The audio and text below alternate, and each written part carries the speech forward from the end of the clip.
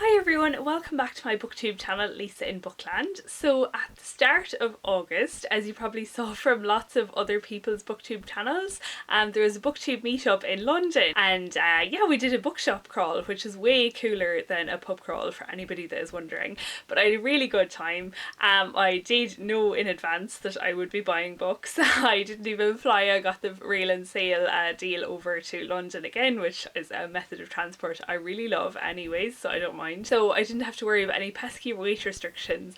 I will say I was surprised at how much I did buy. I kind of was just picking up a book here and there. I suppose we visited a lot of bookshops, and I just find the selection, I suppose, so big when you are going to so many bookshops, particularly non-fiction. I find this just such a good selection. So yes, so this is a little book haul, or not a very little book haul to be honest. I am considering a book buying ban of some kind for myself. At the start of the year, I had a goal that I wanted to read every book that I bought this year within the year. That is definitely not possible anymore. I do think book buying for me can be like a bit of a stress reaction, and now I do have a lot of books that on my shelves I really want to read.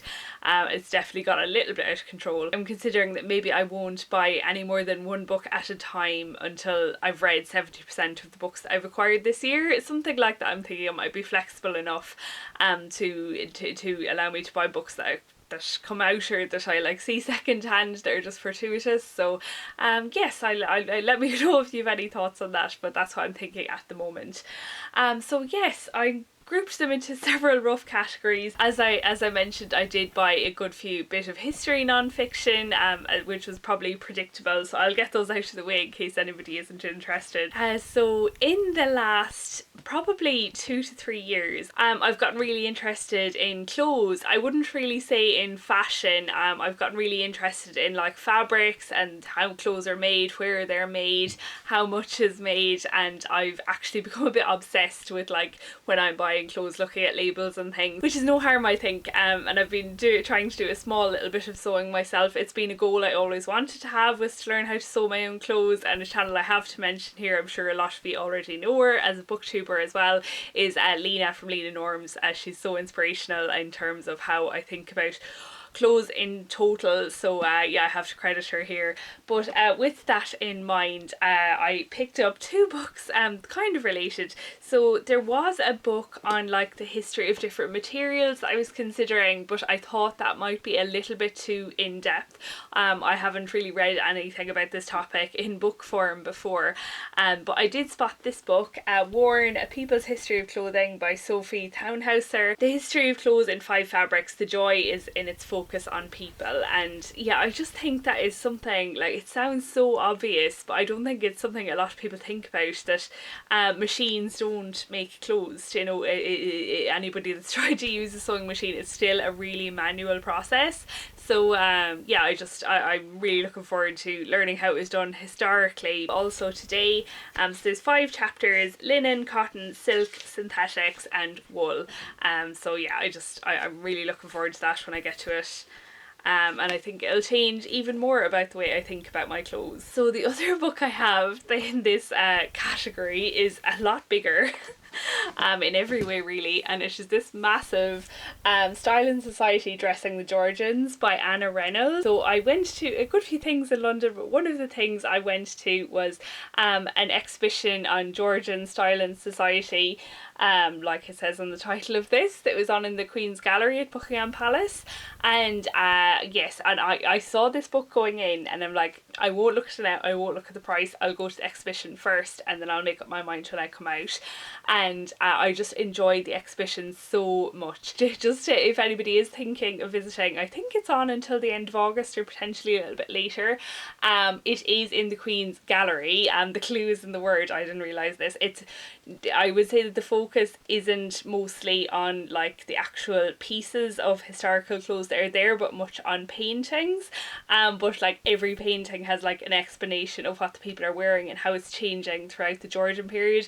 But there also are some like amazing examples of clothes. And like there's this amazing Georgian court gown, like you just the extravagance of it and the size, and you could just try and imagine the weight. It was amazing. But also, like, there was a shirt that had been worn by George III, and just like, as somebody that has done a little bit of hand sewing myself, I'm just looking at like the size of the stitches and trying to imagine how long it would take to make that. It's just fascinating. Or like how long it would take one person to make half a metre of lace is just really, really brilliant exhibition. And I am interested in Georgian fashion anyways. I only have had a small book before, and I was looking for a different book, but I couldn't pass this by, and it looks like something that I'll really treasure, to be fair, and return to again and again.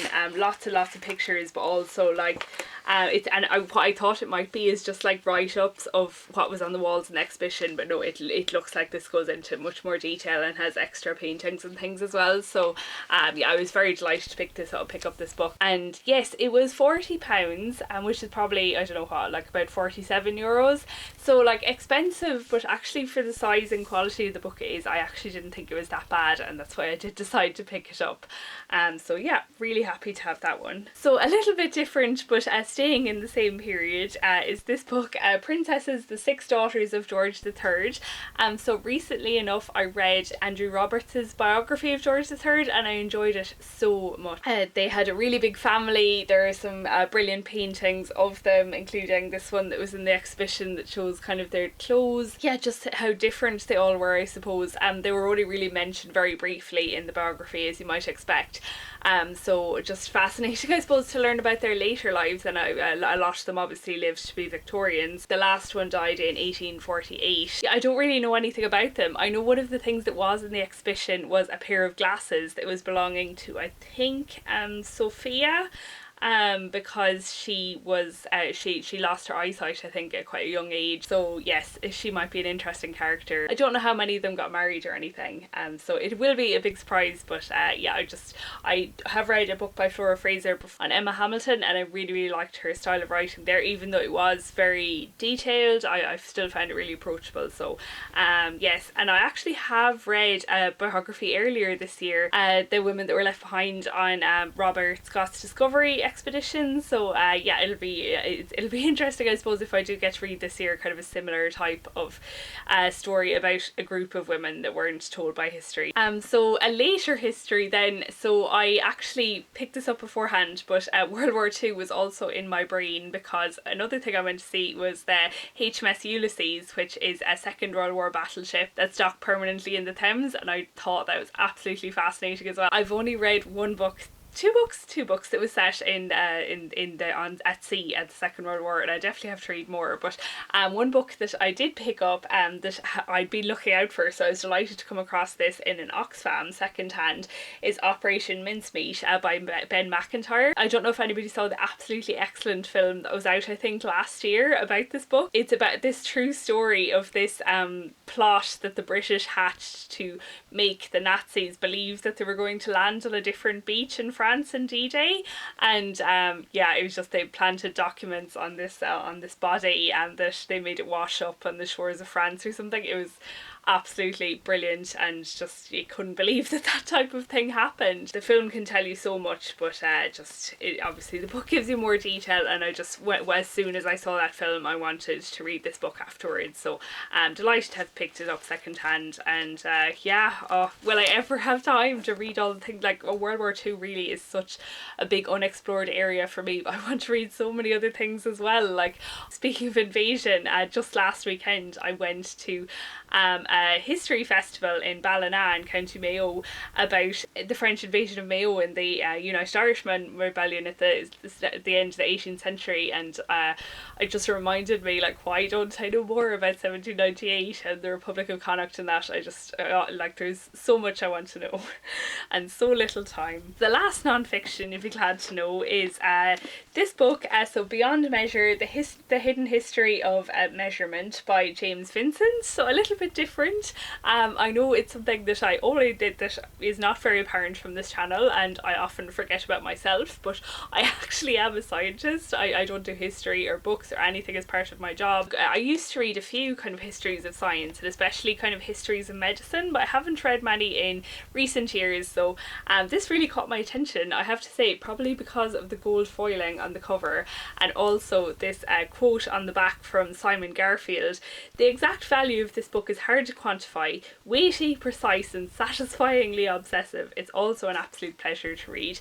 There's a few really good puns in there, and yeah, it's just obviously, throughout my science career, units are very important. Wrong units, right units, have you converted correctly? Another thing that I didn't visit this time in London, but I have seen in London, is if you go up to the Royal Observatory in Greenwich, and you can see like the bits of, like, I think they're probably copper that's at the top, which were like the standard measures of like a yard or an inch, and things that like tailors and things in London would have to go up and like calibrate their rulers or measures against. So really very important measurements, as we all know. So I just think this would be a fascinating little history, and it was the Times Science Book of the Year in, I actually don't know what year it was in, but it was first published in 2022, so I'm assuming it was last year.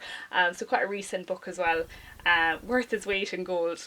Just the puns continue, we love it. I just noticed Inch Perfect, Financial Times. Yeah, everybody just having great fun with this. Oh, we do have one more non-fiction actually. So it's this book by Tom Moorhouse, Ghosts in the Hedgerow, a Hedgehog Whodonnit. So again, I was very attracted by this cover, but also my friend's mum actually is very interested in hedgehogs, and she knows a lot more about like conservation in my local area than I do. And I would like to learn more. So the nation's favourite animal, the UK obviously, even though they're pretty popular in Ireland as well. Hedgehog numbers now nonetheless continue to plummet, an estimated half lost in 20 short years, and I suppose it will just go through about who's responsible and what we can do about it, which yeah, I think will be maybe sad but also hopefully hopeful at the end. I just know ourselves, because we have a cattle grid, as many houses in the country do, coming into our house, and oftentimes when I was younger, we used to find hedgehogs down that, where they'd have gone down to hibernate or possibly fallen down, and we'd have to, you know, take them up and try and release them in a field or into the hedge, or, you know, somewhere where they'd have a bit of quiet but not be stuck with no food. And we just haven't found any in recent years. Maybe one about like 5 years ago, but not in a long time. So that's just one marker, I suppose. I'm sure there's a lot more like scientific data out there to support, but yeah, and I probably will pass it on to my friend's mum after I've read it, because I know she'd really enjoy it as well. So maybe staying with the animals or like naturalist theme, so a book I had heard a lot about, and I've actually already read this one. I read it last weekend.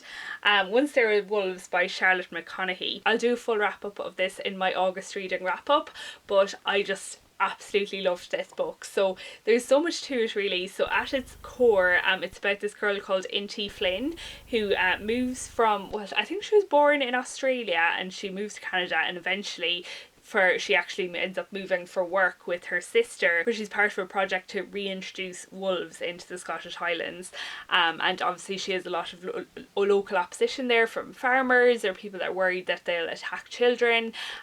So there was absolutely brilliant. There's a lot in this about Inti trauma and Inti's personal trauma, and also a trauma that's happening near her, but also just a fantastic discussion about conservation and rewilding and opposition to it, and like also I think the dangers of taking it too far. There's a character in this book that, you know, is probably a bit extremist, and it does it to the exclusion of all else, which isn't successful either. So I just thought this was absolutely phenomenal book. I really loved it, and yeah, just I think I'll definitely return to it again and again, and it gave me a lot to think about actually. So yeah, really delighted to have this on my shelves. Another book about animals was this book, Brewed by Jackie Polzin. Oh my god, we have 7 rescue hens ourselves, and they're, if you have hens, they're just, I don't know, you just have a tendency to be obsessed with them. So when I read the blurb of this, like the cover obviously caught my eye, I think it's absolutely beautiful, but when I read the blurb for this, Meet Gloria, Gam Gam, Darkness, Miss Hennepin County and their unlikely owner. Over the course of a single year, our nameless narrator heroically tries to keep her small brood of 4 chickens alive despite the seemingly endless challenges that caring for another creature entails. And in the first page, the narrator says, I show my coop to any visitor who expresses interest in the chickens. Like, yeah, hens just have all their own little personalities, which a lot of people don't think, but yeah, they, like, it's true that they're not very intelligent. The word bird brain comes, it exists for a reason, but you know, they still have such distinct personalities and you can get a lot of entertainment out of them, not mind beautiful delicious eggs. But it's also about the narrator's personal struggles, and I suppose the hens could represent something in her life, so there was that bit as well. But really I just loved this book, and definitely I'll be reading it again.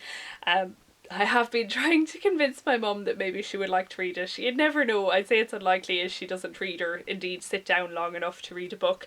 But you'd never know. If she's going to read any book, it'll be this book. So staying with the agricultural theme instead, I suppose maybe I should have mentioned this after Once There Were Wolves. But I made my first visit to Gaze the Word. It's a bookshop I'd never been to before in London, and I was happy to go this time. And yes, so this book immediately caught my eye. I suppose I liked the cover, but especially when I read the back.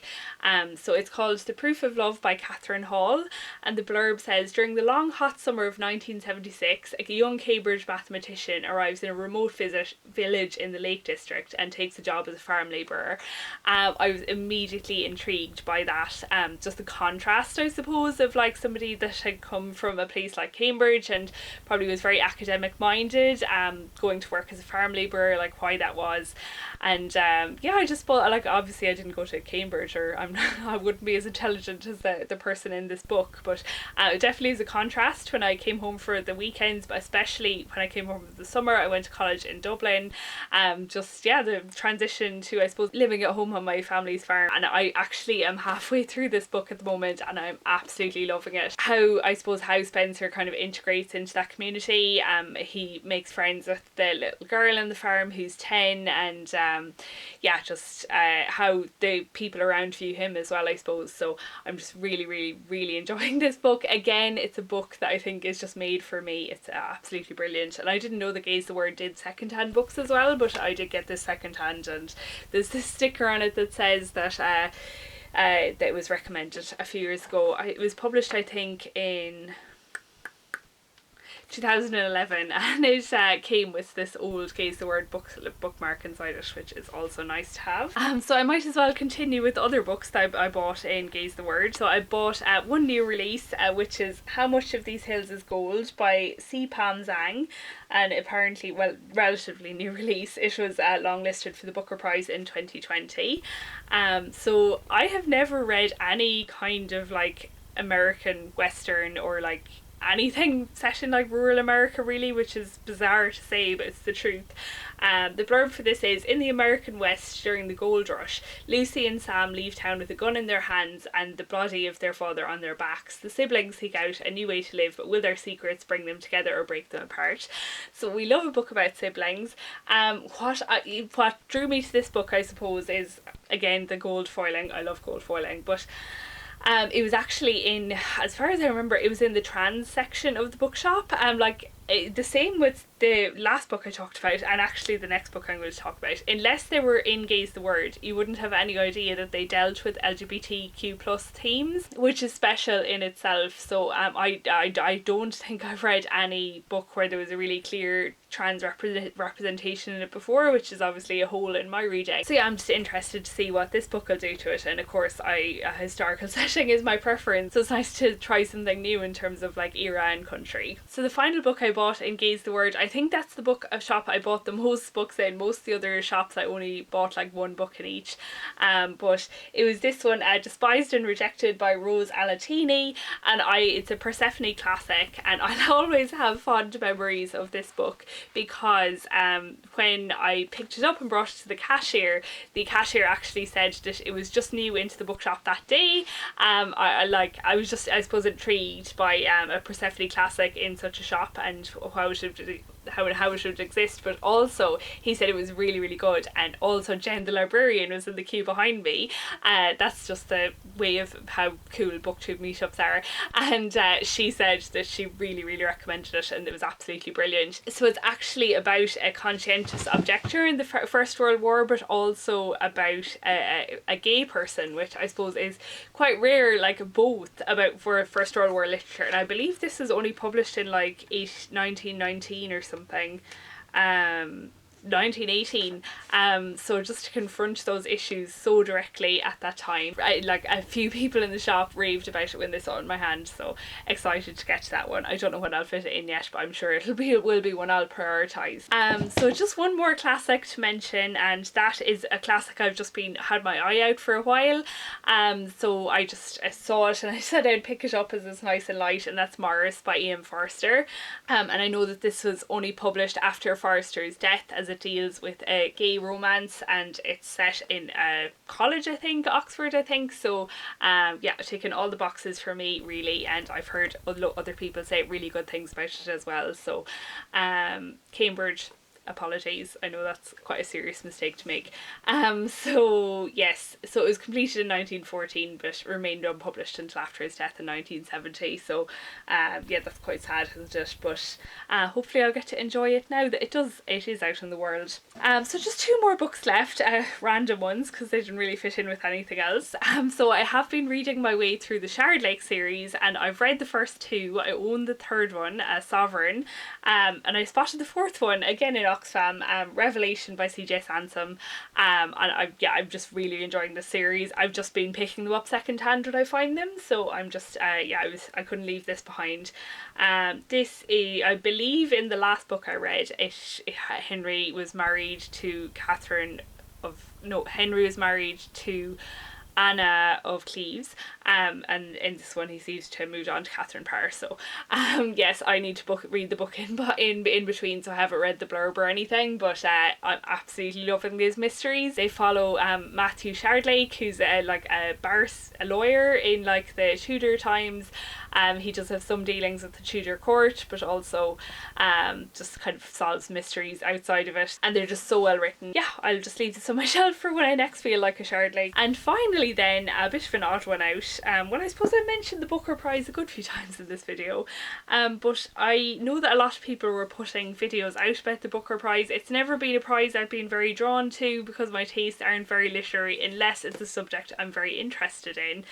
And this is, I suppose, the cover. Weirdly, the cover of this is one that drew to me whenever I saw it, and that's A Study for Obedience by Sarah Bernstein. That might be a weird thing to say when it's a picture of a dead bird on the cover, but I think it is something about that combination of colours, like the light yellow and the grey, seems to attract me, because ages ago I read The Goldfinch. I know I did quite like it. It wasn't a favourite book of mine, but what drew me to that cover, well, and I'll put it up here because I don't know where it is on my shelves and we know what happened recently, I won't go disturbing them. It was the cover of that drew me as well. It's actually quite similar in terms of colours and also the bird in it, so that drew me in initially. But when I saw it for the first time in physical form in London and read the blurb, similar enough to The Proof of Love, I just am drawn to kind of, I suppose, agricultural themes or rural settings. So it says, a young woman moves from the place of her birth to the remote northern country of her forebears to be housekeeper to her brother, whose wife has recently left him. So I just think that'll be a really interesting relationship between her and her brother. I know there's a lot of things kind of going wrong in the village and maybe she finds it hard to fit in. Like, yeah, who knows whether I like it or not, but I do think it's set up for me to find it really interesting. Yes, I will hopefully read this quite soon, while the Booker hype is still around, so at least I'll have read 2 books from the Booker Prize long list, that and the Sebastian Barry one, so Old God's Times. So yes, I think you'll agree that is quite enough of a book haul. I have a lot to be reading, but I am excited about all of them. I will keep thinking about book buying bans or like my TBR. I do love the idea that some people have, special section of their collection for unread books, and that's not possible for me at the moment because of space limitations. But if I ever am moving into my new house that is yet to be built, I believe that I would do a big clear out then and hopefully be able to organise them much better, but I don't know when that'll be, so I might need to do something before that, we'll see. Yes, so sorry I was losing the light. I suppose the evenings are getting shorter already. I was in the office today, so I didn't get home till quite late. So yes, let me know if you've read any of these books. What's your favourite bookshop in London? I don't know what's my favourite. I haven't seen them all yet. I am quite partial. Where we started off in Waterstones Piccadilly, which I thought was really, really nice. But also there was another Waterstones that we did like at the end that was near one of the colleges in London. I can't remember which one. And I thought that was really cool as well. I just really liked the setup of it. So yes, so many nice bookshops, so many great books, and yes, so much reading to do, but sure, it's a long winter. So I hope you're all doing well. Thanks for listening, thanks for watching, and I'll see you next Thursday for my next video.